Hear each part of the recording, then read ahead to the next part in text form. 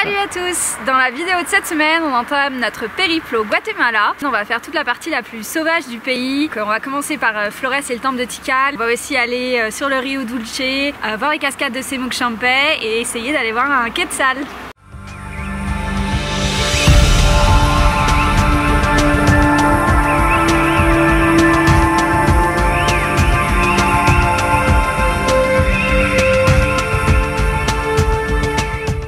Le Guatemala. Ce pays était l'un de ceux que nous attendions le plus de découvrir pendant ce tour du monde. Coincé entre la ceinture de feu du Pacifique et la mer des Caraïbes, il offre une nature somptueuse où volcans, cascades, plages et forêts tropicales rivalisent de beauté. C'est également un pays à la culture riche. Les Guatémaltèques ont hérité à la fois des anciennes cités mayas de leurs ancêtres et des villes à l'architecture coloniale. Ils ont su s'approprier tout cela et forger une culture et une individualité unique et forte.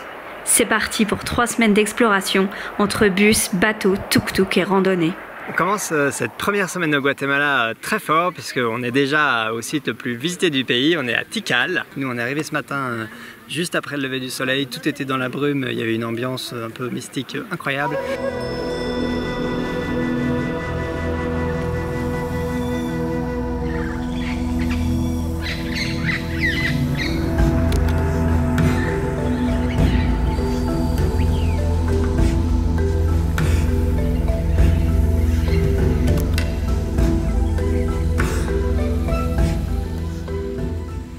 Maintenant on commence à avoir un peu de soleil, donc on a de la belle lumière sur les ruines, donc c'est vraiment trop chouette.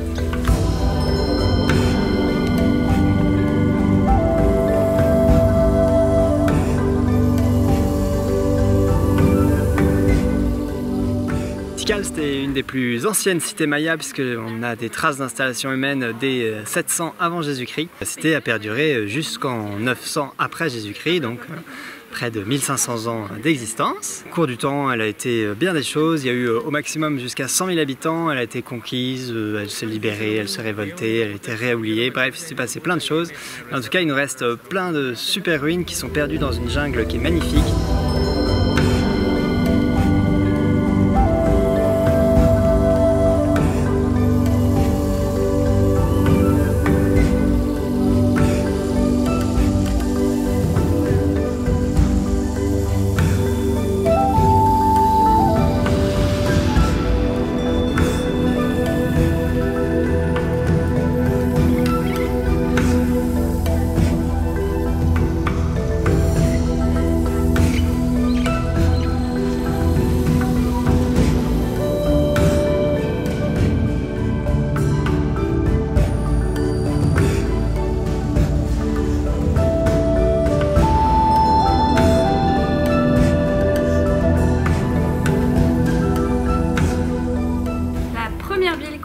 Au Guatemala, c'est la ville de Flores, donc c'est cette petite ville colorée qui est au milieu d'un lac seulement rattaché à la terre par un petit pont. C'est notamment une très bonne base pour visiter Tikal qui est seulement à 1h30 et également d'autres temples qu'il y a aux alentours.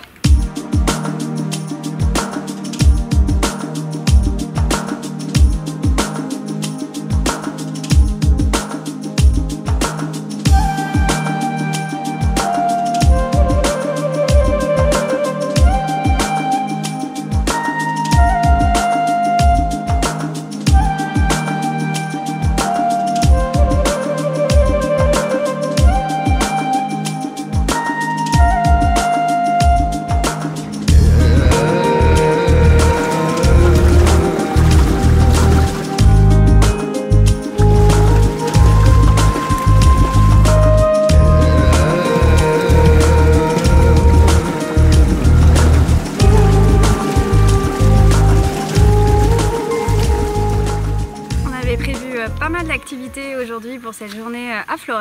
Vous voulez aller faire du kayak sur le lac, aller voir les ruines à San Miguel, aller voir les grottes à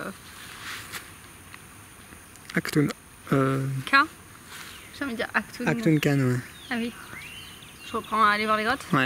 Finalement, il pleut depuis ce matin. Donc la seule partie du programme qu'on a gardé, c'est les grottes. Donc on nous a donné notre petit casque avec lumière et c'est parti pour aller explorer les grottes tout seul.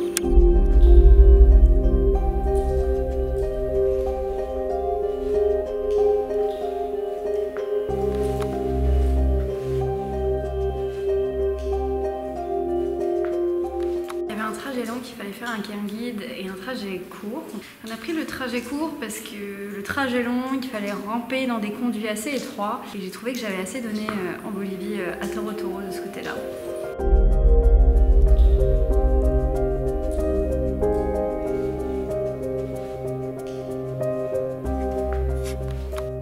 Alors il ne faut pas qu'on se perde parce que le mec de l'entrée nous a dit qu'il y avait un chemin où on pouvait marcher sans sortie pendant 17 heures et un autre qui donnait sur une île mais qui du coup avec la pluie serait inondé.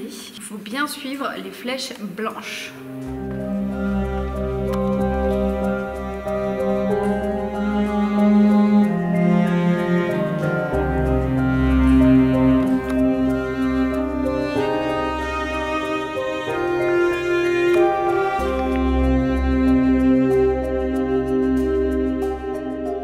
Ça n'a pas été une journée facile parce qu'on a eu plein de galères de transport, mais nous voilà arrivés à Rio Dulce et on commence par visiter le Castillo San Felipe, qui est ce petit château en bord de lac qui est très mignon. Demain, du coup, on ira à notre hôtel, mais ce soir, on aura un autre hôtel temporairement.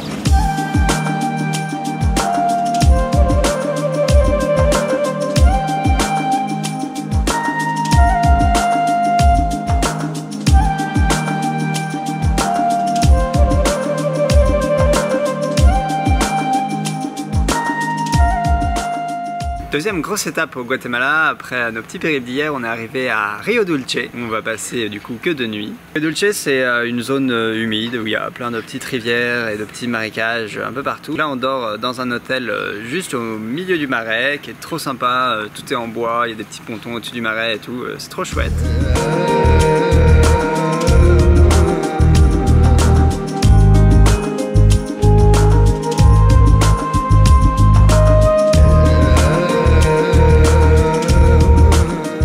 Et on va commencer par aller faire du kayak sur la rivière dans l'espoir pas très crédible de voir des lamantins et des loutres et en tout cas pour voir des oiseaux, des nénuphars et tout, ça va être sympa.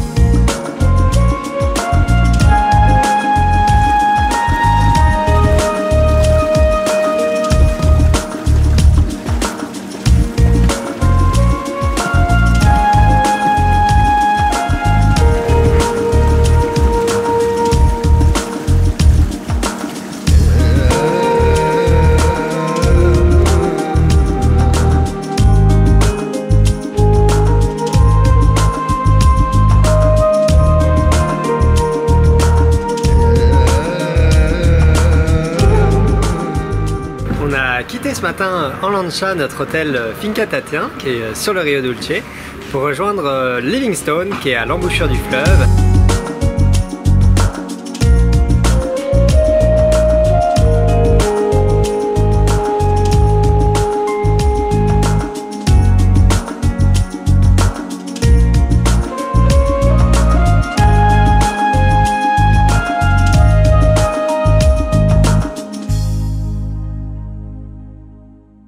Livingstone, qui est un petit village qui est notamment connu pour sa culture Garifuna, donc qui sont des Afro-Américains installés ici un peu de force. On va faire un tour du village, on va manger ici parce qu'ils sont très connus pour leur cuisine et ensuite on ira voir les cascades qui sont à côté.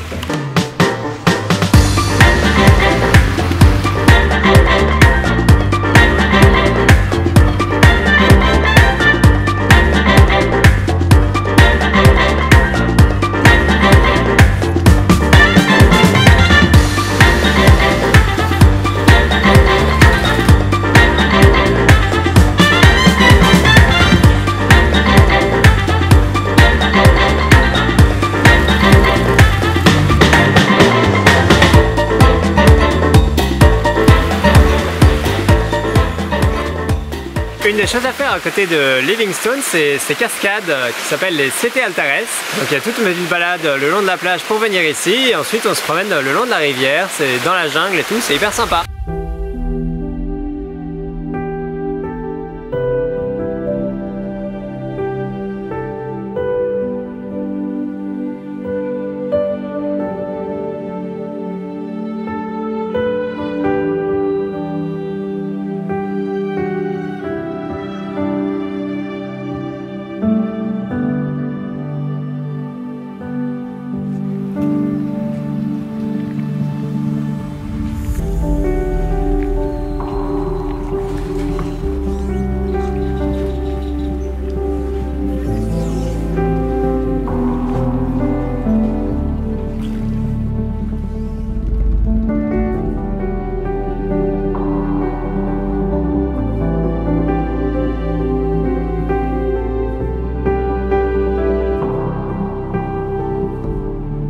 la petite mise en bouche aux cascades de Livingstone, nous voilà arrivés au real deal, donc les cascades de Semook Champey.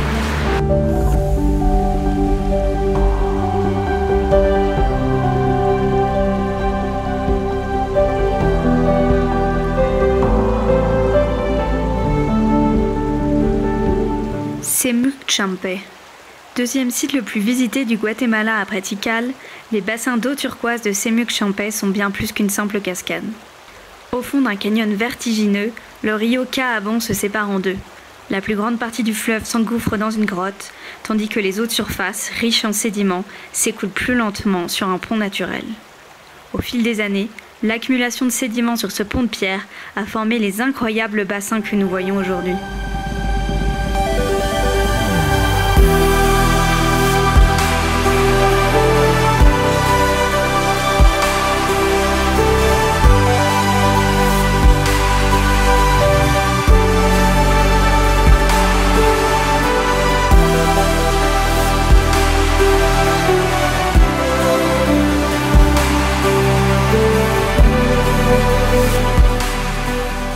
Ce matin on est venu voir la cascade à pied depuis l'hôtel puisqu'il est pas très loin, il y avait juste 1 heure de marche. Mais comme j'aime pas trop revenir par le même chemin, ce soir on va rentrer directement par la rivière. On va prendre des chambres à air et on va glisser sur la rivière, ça va être trop drôle, ils appellent ça du tubing, ça va être marrant.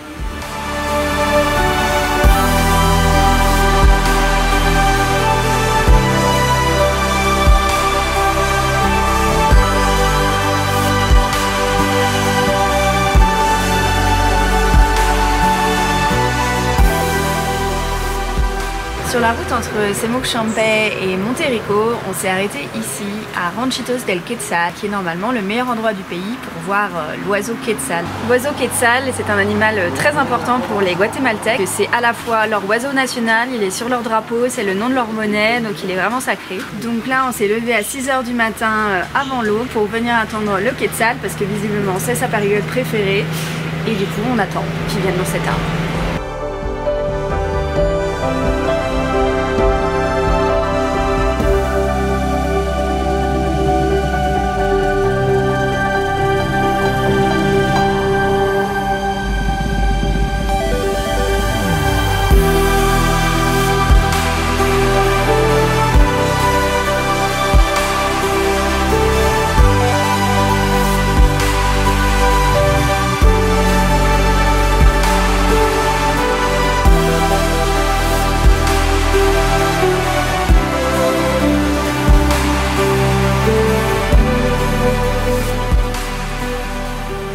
De l'autre côté du Guatemala, la côte pacifique est surtout connue pour ses vagues et ses longues plages de sable noir.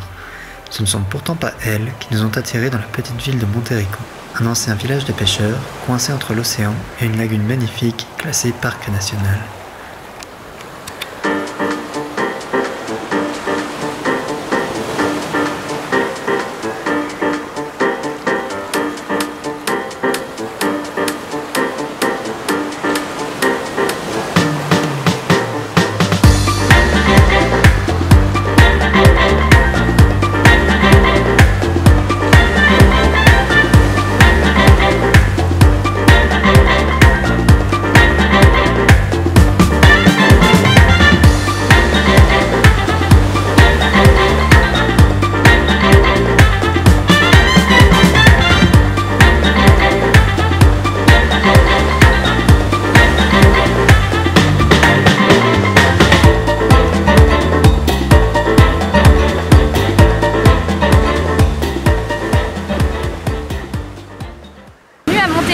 la côte pacifique, notamment pour voir les bébés tortues. Ici, dans ce centre, en fait, ils trouvent et des gens apportent les œufs qui éclosent dans la journée et le lendemain, ils sont libérés pour retourner à la mer afin de ne pas être tués par divers prédateurs entre-temps. On s'est un peu renseigné sur le centre avant de venir, on a notamment vérifié que les gens, qu'on n'allait pas toucher les tortues directement avec la main, d'où venaient les œufs, etc. Et voilà, on a trouvé que c'était plutôt éthique ici, mais dites-nous en commentaire ce que vous en pensez et si vous l'auriez fait ou pas.